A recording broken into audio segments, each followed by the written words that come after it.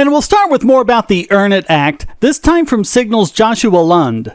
Remember that the EARN-IT Act attacks both Section 230 and end-to-end encryption, both of which are essential to Signal's function for truly private texting and voice-video chat.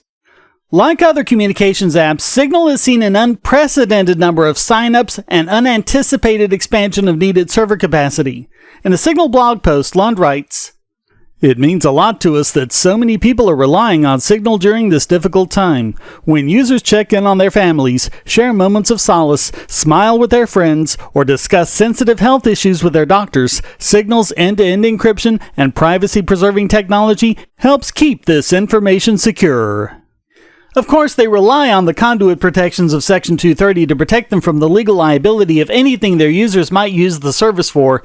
You'd think that this would be a no-brainer since people are only responsible for their own actions, but apparently our politicians don't see it that way.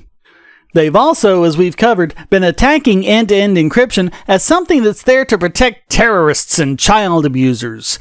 But remember that congressmen, senators, and federal departments often use Signal to keep their transmissions private. The European Commission has told their staff to use Signal as well.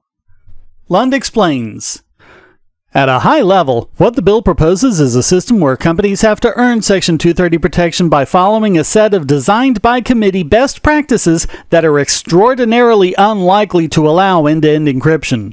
Anyone who doesn't comply with these recommendations will lose their Section 230 protection. Some large tech behemoths could hypothetically shoulder the enormous financial burden of handling hundreds of new lawsuits if they suddenly became responsible for the random things their users say, but it would not be possible for a small nonprofit like Signal to continue to operate within the United States." In other words, if this passes, these companies and organizations will have to move elsewhere, a pretty massive hit to an already decimated economy.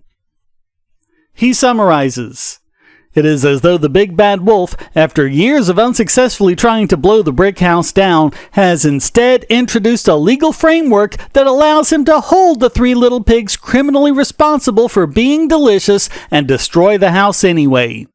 When he is asked about this behavior, the big bad wolf can credibly claim that nothing in the bill mentions huffing or puffing or the application of forceful breath to a brick-based domicile at all. But the end goal is still pretty clear to any outside observer. And it's happening at a time when more and more people are dependent on secure communication solutions. As families use them to stay in contact, employees continue to work remotely and earn a paycheck, and children to learn.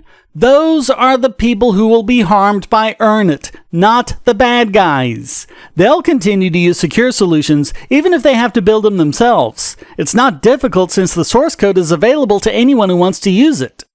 The EFF has an Action Center page so that you can write your representatives and let them know how you feel about it. The link is in the description. Hopefully, if there's enough backlash, we can stop it in its tracks.